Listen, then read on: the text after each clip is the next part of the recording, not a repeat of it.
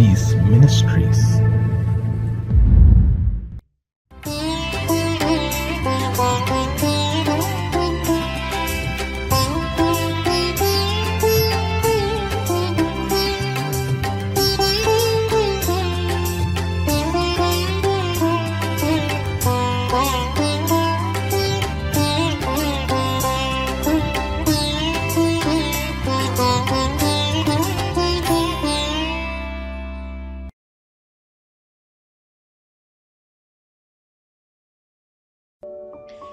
ദൈവത്തിൻ്റെ അതിപരിശുദ്ധമായ നാമം വാഴ്ത്തപ്പെടുമാറാകട്ടെ. ഗാഡ് ഹൂ സീസ് മിനിസ്ട്രീസിൻ്റെ ഡയറക്ടറായി പ്രവർത്തിക്കുന്ന ഡോക്ടർ തോമസ് സാർ തന്നോടുകൂടെ ഈ സുവിശേഷ പ്രവർത്തനങ്ങളിൽ പങ്കാളികളാകുന്ന ദൈവദാസന്മാർ, പ്രത്യേകിച്ച് ഈ മാറ്റമില്ലാത്ത സന്ദേശം കേൾക്കുന്ന എല്ലാ പ്രിയമുള്ളവർക്കും വീണ്ടും വരുന്നവനാകുന്ന യേശുക്രിസ്തുവിൻ്റെ നാമത്തിലുള്ള സ്നേഹത്തെയും വന്ദനത്തെയും അറിയിക്കുന്നു. ദൈവത്തിൻ്റെ സൂക്ഷിപ്പിനെക്കുറിച്ച് അല്പസമയം ദൈവവചനത്തിൽ നിന്നും സംസാരിക്കുവാൻ ആഗ്രഹിക്കുകയാണ്. നമുക്കൊരു സൂക്ഷിപ്പുകാരനുണ്ട്. ബൈബിൾ ഭാഷയിൽ ഇസ്രയേലിൻ്റെ പരിപാലകൻ, ഉറങ്ങാത്ത, മയങ്ങാത്ത, നാം ഇരിക്കുന്നതും എഴുന്നേൽക്കുന്നതും അറിയുന്ന നല്ലൊരു സൂക്ഷിപ്പുകാരൻ. അതെ, നമ്മെ സൃഷ്ടിച്ച സർവശക്തനാകുന്ന ഏക സത്യദൈവം.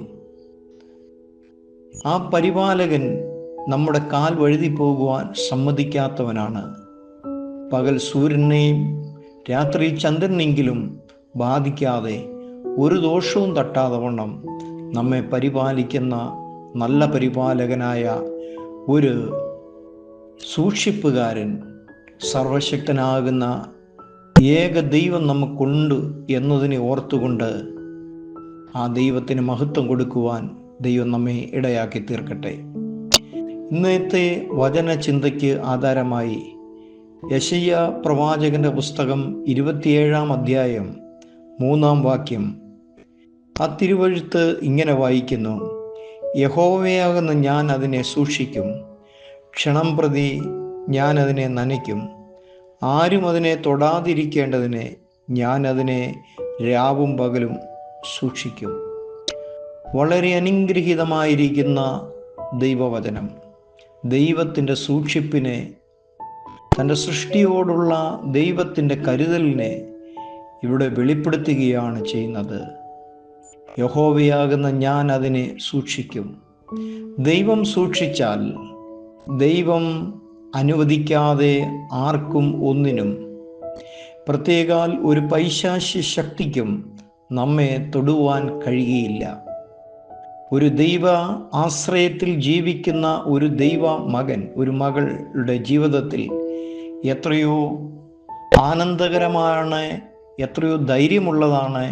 എന്നെ സൃഷ്ടിച്ച, എന്നെ പരിപാലിക്കുന്നത് സർവശക്തനാകുന്ന ദൈവമാണ് എന്നുള്ളത് തിരിച്ചറിയുമ്പോഴാണ് ആ ദൈവത്തിന് മഹത്വം കൊടുക്കുവാൻ തക്കവണ്ണം ഇടയായിത്തീരുന്നത്.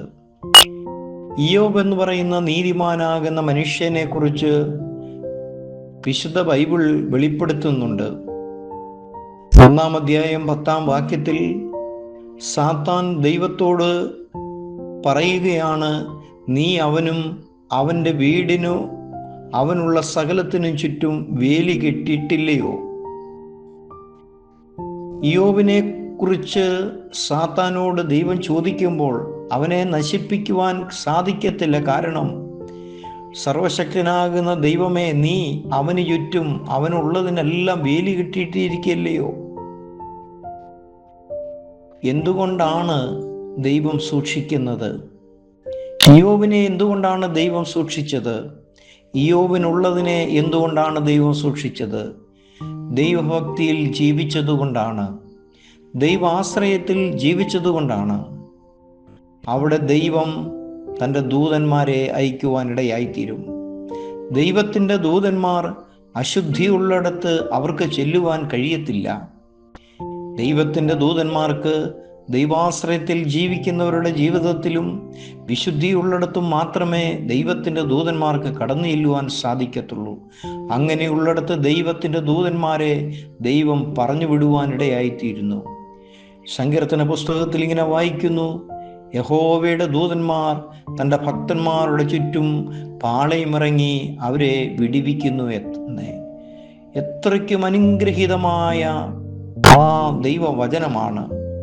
നമ്മെ കരുതുന്ന, നമ്മെ സൂക്ഷിക്കുന്ന ഒരു സർവശക്തനാകുന്ന ദൈവം എനിക്ക് സങ്കേതമായിട്ട്, എനിക്ക് കോട്ടയായിട്ടുണ്ട് എന്ന് പറയുന്നത് നമ്മുടെ ജീവിതത്തിൽ എത്രയോ അഭിമാനകരമാണ്. രണ്ടാമതായിട്ട് 27-ാം അധ്യായത്തിൻ്റെ 3-ാമത്തെ വാക്യത്തിൽ പറയുകയാണ്: ക്ഷണം പ്രതി ഞാൻ അതിനെ നനയ്ക്കുമെന്ന് പറയുകയാണ്. നാം ദൈവത്തിൻ്റെ നടുതലയാണ്, അഥവാ ദൈവത്തിൻ്റെ കൃഷിയാണ്. ഒരു കൃഷിക്കാരൻ തൻ്റെ തോട്ടത്തിൽ നട്ടിരിക്കുന്ന കൃഷിയെ വാടിപ്പോകാതെ അഥവാ ഉണങ്ങിപ്പോകാതെ ആവശ്യമാകുന്ന വെള്ളം കൊണ്ട് നനച്ച് വളർത്തുന്നത് പോലെ ദൈവം തമ്പുരാൻ പറയുകയാണ്: ഞാൻ അതിനെ വാടിപ്പോകാതെ ഞാൻ അതിനെ നനയ്ക്കുവാൻ തക്കവണ്ണം ഇടയായിത്തീരും. ആവശ്യമാകുന്ന വെള്ളം കൊടുത്ത് വളർത്തുന്നത് പോലെ നമ്മിൽ കർത്താവ് നമ്മെ വളർത്തുവാൻ ഇടയായിത്തീരും. എല്ലാം തരുന്ന നമ്മുടെ ആവശ്യങ്ങളെല്ലാം അറിഞ്ഞ് നമ്മെ വാടിപ്പോകാതെ തക്ക സമയത്ത് ബലത്തോടെ നിർത്തുവാൻ നമുക്ക് വേണ്ടി കരുതുന്ന ഒരു ദൈവം നമുക്കുണ്ട് എന്നുള്ളത് എത്രയോ അഭിമാനകരമാണ്. കർത്താവിൽ വളരുവാൻ ആവശ്യമായതെല്ലാം അവൻ നമുക്ക് തരുവാൻ തക്കവണ്ണം ഇടയായിത്തീരും. സക്രിയ പ്രവാചകന്റെ പുസ്തകം 2-ാം അധ്യായം 8-ാം വാക്യത്തിൽ പറയുന്നു: നിങ്ങളെ തൊടുന്നവൻ അവൻ്റെ കൺമണിയെ തൊടുന്നു എന്ന്. ദൈവം നമ്മെ നനച്ചിട്ട് നമ്മെ വളർത്തുമ്പോൾ, നമ്മെ സൂക്ഷിക്കുന്ന, നമ്മെ നനയ്ക്കുന്ന, നമ്മെ കരുതുന്ന ദൈവം പറയുകയാണ്: നിനക്കെതിരെ നിന്ന് നിന്നെ ദ്രോഹിക്കുന്നവൻ നിന്നെയല്ല, എൻ്റെ കണ്ണിൻ്റെ കൃഷ്ണമണിയെയാണ് തൊടുന്നതെന്ന്.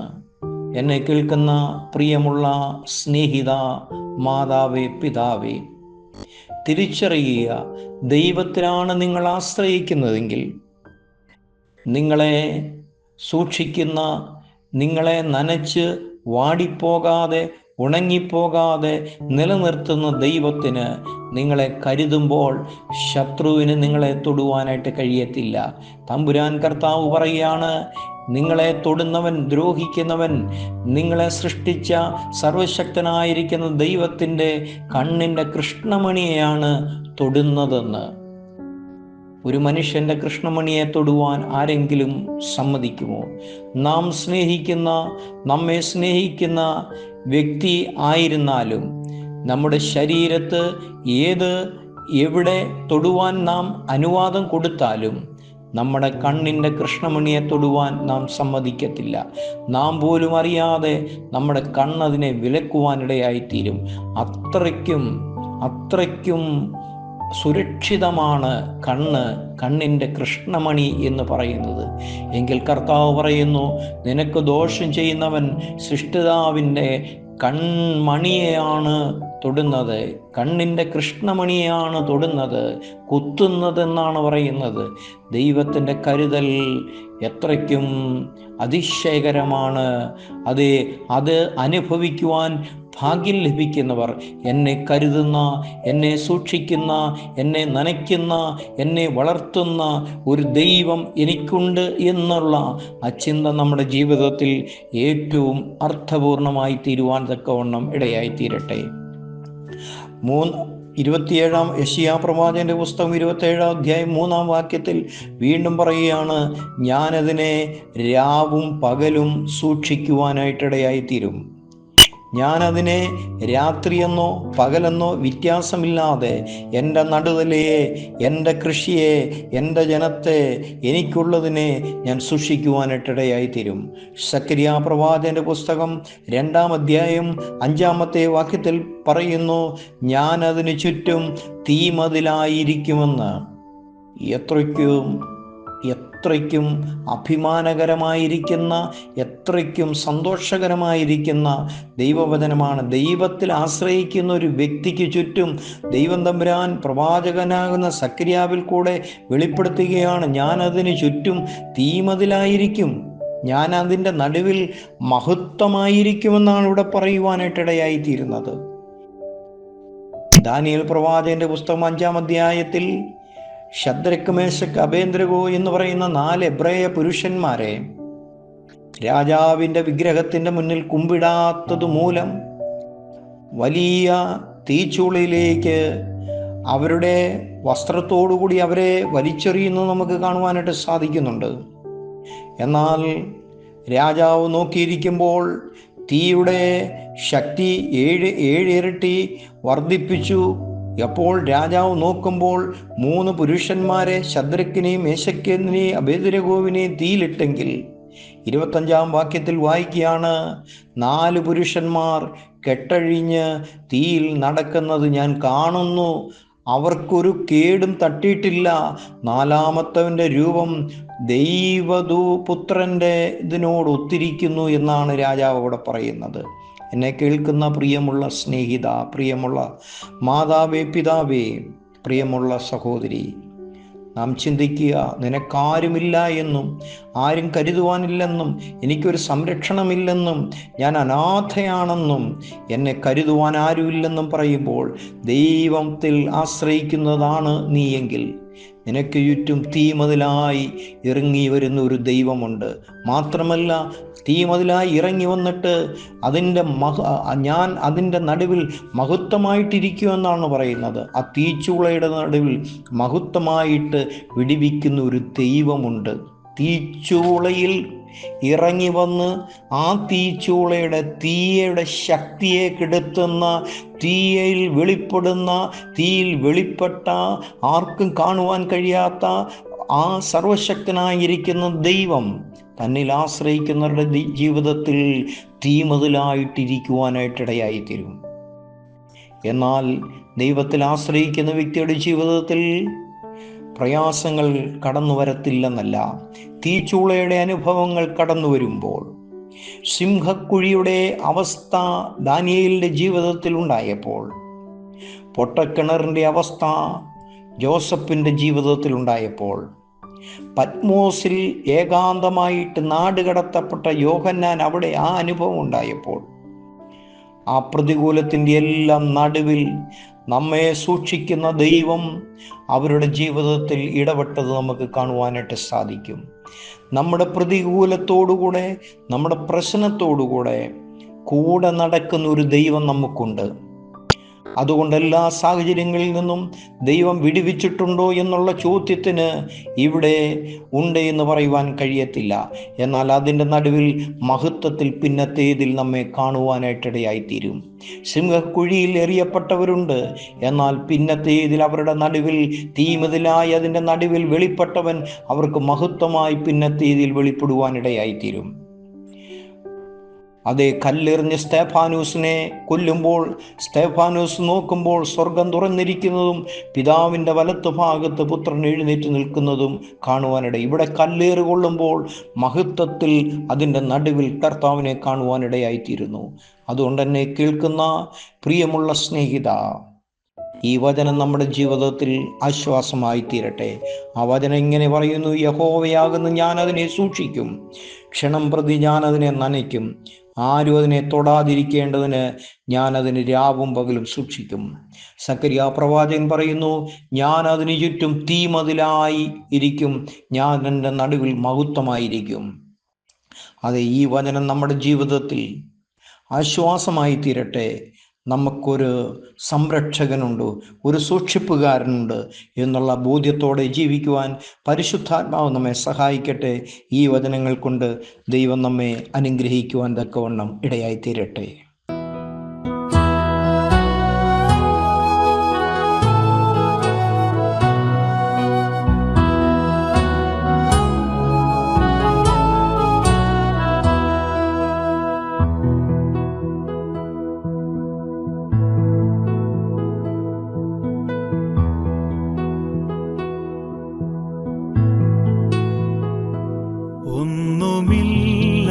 തളികയിൽ നിന്നെന്നെ നിന്നുടെ ഛായയിൽ സൃഷ്ടിച്ചു. നിത്യമായി സ്നേഹിച്ചെന്നെ നിന്റെ പുത്രനെ തന്നു രക്ഷിച്ചു നീ. നിൻ മഹാകൃപയ്ക്കായി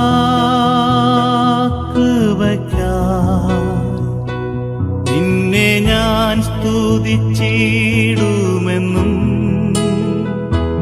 നിൻ മഹാകൃപയ്ക്കായി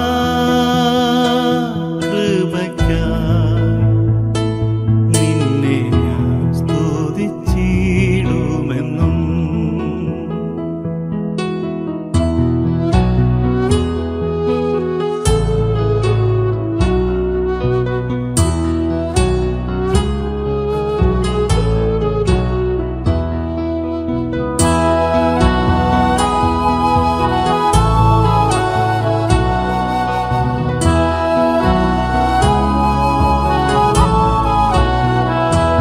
മോചനം വീണ്ടും ജനനവും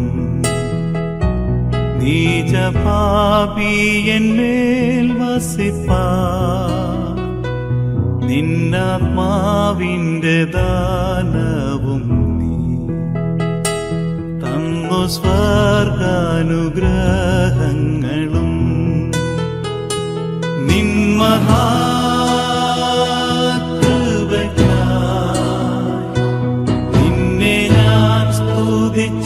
സ്തുതിച്ചിടുമെന്നും. നിൻ മഹാകൃപയ്ക്കായി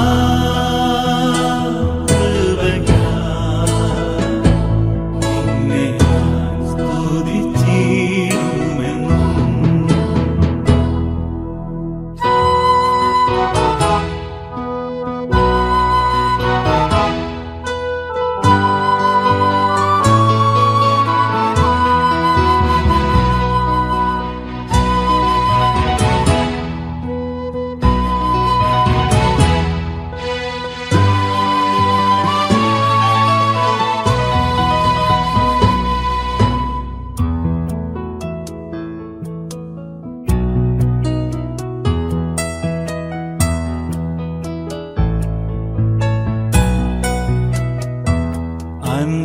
അന്നവാസ്താതി നന്മകളെ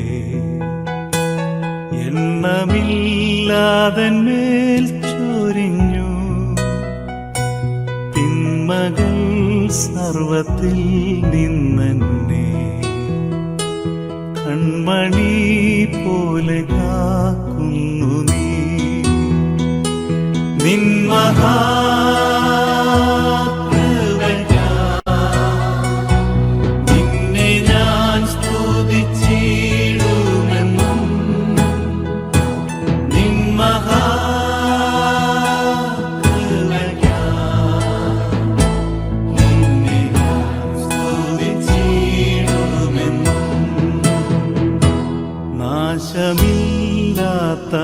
നാശമില്ലാത്തവാകാശവും യേശുവിൻ ഭാഗ്യസന്നിധിയും നീതിയിൻ വാടമൂടിയതും തന്മക്കൾക്കു സ്വർഗ്ഗേ ലഭിക്കും. നിൻ